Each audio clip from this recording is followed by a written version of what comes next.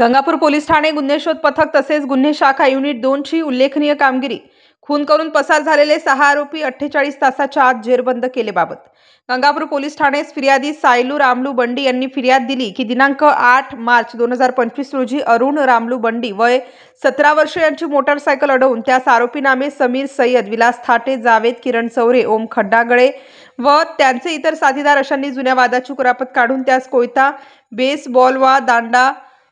Rod, लोखंडी शिकंजा व दगडांनी मारहाण करून जीवे ठार मारले। त्याबाबत गंगापूर पोलीस ठाणे येथे गुन्हा दाखल करण्यात आला होता। सदर गुन्ह्यात फरार असलेले 5 आरोपी व गुन्हे शाखा युनिट क्रमांक 2 यांनी एक विसंबा यास विंचूर नाशिक ग्रामीण येथून ताब्यात घेऊन सदरचा गुन्हा 48 तासांच्या आत उघडकीस आणला। सदर गुन्ह्यात इसम नामे समीर मुनीर सय्यद वय 29 वर्ष, जावेद सलीम सय्यद वय 32 वर्ष, विलास संतोष थाटे वय 18 वर्ष, करण उमेश चौरे वय 19 वर्ष अशांना अटक करण्यात आली असून गुन्ह्यातील 2 विसंबा बालक यांची बाल सुधारगृहात रवानगी करण्यात आली आहे। सदरची उल्लेखनीय कामगिरी गंगापूर पोलीस स्टेशनचे वरिष्ठ पोलीस निरीक्षक श्री जगवेंद्र सिंग राजपूत, सहाय्यक पोलीस निरीक्षक निखिल पवार, सहाय्यक पोलीस निरीक्षक हर्षल अहिरराव, गुन्हे शोध पथकाचे पोलीस उपनिरीक्षक मोतीलाल पाटील,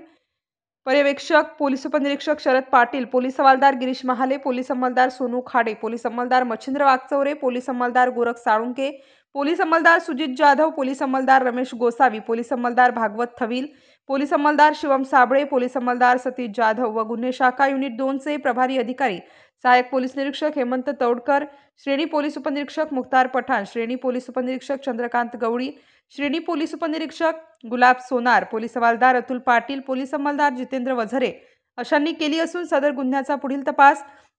वरिष्ठ पोलीस निरीक्षक श्री जगवेंद्र सिंग राजपूत हे करीत आहेत। स्टार न्यूज साठी मोहसिन पठाण, नाशिक।